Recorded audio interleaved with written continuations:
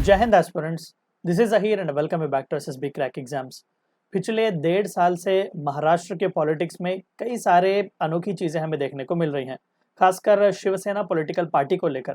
अब वहां पर पूर्व जो लीडर थे उनके उद्धव ठाकरे और अभी जो नए शिवसेना के लीडर हैं एकनाथ शिंदे जी, और जो कि मुख्यमंत्री भी हैं महाराष्ट्र के, इन दोनों के बीच एक झगड़ा हुआ है। शिवसेना के असली लीडर कौन है, इसे लेकर अब मामला सुप्रीम कोर्ट और इलेक्शन कमीशन तक भी जा चुका हुआ है। और इसी बीच महाराष्ट्र लेजिस्लेटिव असेंबली के स्पीकर ने एक नया रूलिंग दिया हुआ है, और उसमें भी यहाँ पर पॉजिटिव से ज्यादा हमें एकनाथ शिंदे का जो फैक्शन है उसी को हमें देखने को मिल रहा है। तो आज के इस वीडियो में हम जानने की कोशिश करेंगे जो रिसेंटली ऑर्डर आया हुआ है महाराष्ट्र के स्पीकर का, उसमें क्या कुछ की टेक अवेज हमें इस झगड़े से या फिर इस रूलिंग से हमें देखने को मिलेंगे, उन सभी के बारे में डिस्कस करेंगे। तो आइए वीडियो को शुरू करते हैं। तो रिसेंटली न्यूज चैनल में छाया हुआ था कि महाराष्ट्र के लेजिस्लेटिव असेंबली के स्पीकर राहुल नर्वेकर जी ने एक ऑर्डर प्रोनाउंस किया हुआ है। अब देखिए, जहां तक पॉलिटी सब्जेक्ट की बात है, जब हम लेजिस्लेचर की बात करते हैं तो वहां पर स्पीकर ही सब कुछ होते हैं। किसी भी एमएलए को डिस्क्वालीफाई करना हो, कहीं पर भी कोई भी डिसिप्लिनरी एक्शन वगैरह लेना हो, तो अल्टीमेट वहां पर अथॉरिटी स्पीकर ही होते हैं। तो इसीलिए महाराष्ट्र लेजिस्लेटिव असेंबली स्पीकर का ये ऑर्डर बहुत ही क्रूशियल है हमें जानने के लिए कि कौन से फैक्शन के पास ज्यादातर यहाँ पर वेट है। अब देखिए, महाराष्ट्र के असेंबली के स्पीकर राहुल नर्वेकर जी ने प्रोनाउंस किया कि महाराष्ट्र के जो प्रेजेंट मुख्यमंत्री एकनाथ शिंदे जी का जो फैक्शन है शिवसेना का, दरअसल वही रियल पॉलिटिकल पार्टी, यानी कि उसी को हम रियल शिवसेना की तरह देखेंगे। अब जाहिर सी बात है कि उद्धव ठाकरे जी का फैक्शन जो है वो इस ऑर्डर को एक्सेप्ट करने के लिए तैयार नहीं है। उन्होंने ये भी कहा कि हम सुप्रीम कोर्ट बहुत ही जल्द जाएंगे। अब की टेक अवेज क्या क्या है इस ऑर्डर को लेकर। अब देखिए, असेंबली के स्पीकर राहुल जी ने दरअसल ये डिस्कशन तो किया और प्रोनाउंस भी किया कि रियल शिवसेना जो है वो एकनाथ शिंदे जी का ही है, लेकिन उन्होंने किसी भी एमएलए को डिस्क्वालीफाई नहीं किया हुआ है। हालांकि पिटिशंस दाखिल किए जा चुके हुए थे, हम उनके बारे में भी बात करेंगे। तो ना ही एकनाथ शिंदे जी के सपोर्टर्स के किसी एमएलए को उन्होंने डिस्क्वालीफाई किया, और ना ही उद्धव ठाकरे जी के। यानी कि अब यहाँ पर क्लियरली एक ही चीज हम कह सकते हैं कि एक टेल यहाँ पर छोड़ दी गई हुई है कि ये लेगेसी वॉर जो है वो अभी भी आगे बढ़ सकती है, क्योंकि किसी भी एमएलए को यहाँ पर डिस्क्वालीफाई नहीं किया गया है। लगभग 18 महीने बीत जा चुके हुए थे जब महाविकास आघाड़ी सरकार जो बनाई गई थी, जहां पर शिवसेना, एनसीपी सभी मिलकर, जिन्होंने कांग्रेस भी वहां पर एक हिस्सा था, तो इन सभी ने मिलकर गवर्नमेंट बनाई हुई थी। और जैसा ही एकनाथ शिंदे जी का फैक्शन अलग हो गया तो वो सरकार गिर गई, और करंटली यहाँ पर एनसीपी जो कि अजित पवार जी सपोर्ट कर रहे हैं, साथ ही साथ बीजेपी और एकनाथ शिंदे जी जो हेड कर रहे हैं शिवसेना, ये तीनों ने मिलकर अब वहां पर सरकार बनाई हुई है।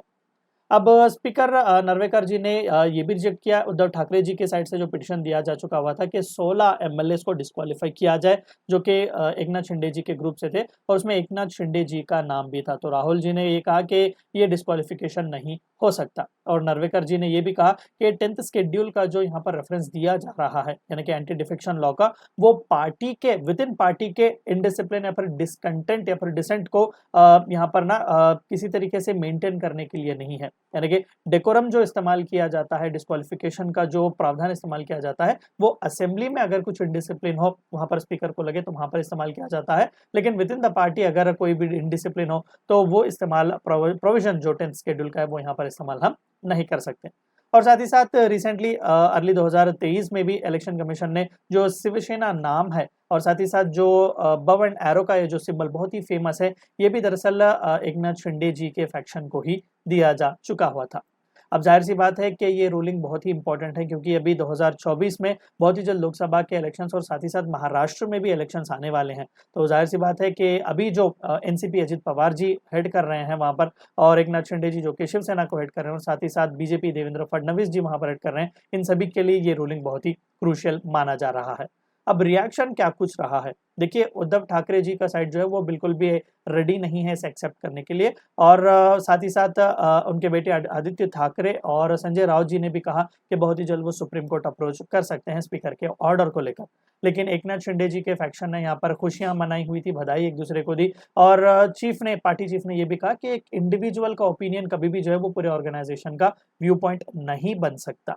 यानी कि क्लियरली उन्होंने ये कहा कि कोई भी पॉलिटिकल पार्टी हो वो कोई प्राइवेट लिमिटेड प्रॉपर्टी नहीं है। जो कोई भी वर्कर्स वहां पर है, जितने भी मेंबर्स वहां पर कंसर्न है, उन सभी का सोच यहाँ पर बहुत ही जरूरी है, उन सभी की सहमति के साथ ही एक ऑर्गेनाइजेशन की आइडियोलॉजी बनती है। तो ये थी चंद बातें आपको इस वीडियो में जाननी थी। वीडियो को एंड करने से पहले आप सभी को एक और बार याद दिला दूं कि एसएसबी क्रैक एग्जाम्स के पास एसएसबी इंटरव्यू से related full fledge online course available है। हर महीने इसके नए बैच स्टार्ट होते हैं। अपने फ्रेंड्स के साथ भी इन्फॉर्मेशन शेयर कीजिएगा। We also provide you courses like NDA, CDS, AFCAT and warrior written is a code which you should use so that you get 10% discount. Meet you next time. Until then, stay healthy, stay safe. Thank you for watching my lecture. जय हिंद। अगर आप एक defence aspirant हैं और SSB interview, NDA, CDS, AFCAT जैसे exams के लिए prepare कर रहे हैं तो आप एसएसबी क्रैक एग्जाम्स के कोर्स को चेक करना ना भूलें। आप हमारी लर्निंग एप्लीकेशन को गूगल प्ले स्टोर से भी डाउनलोड कर सकते हैं।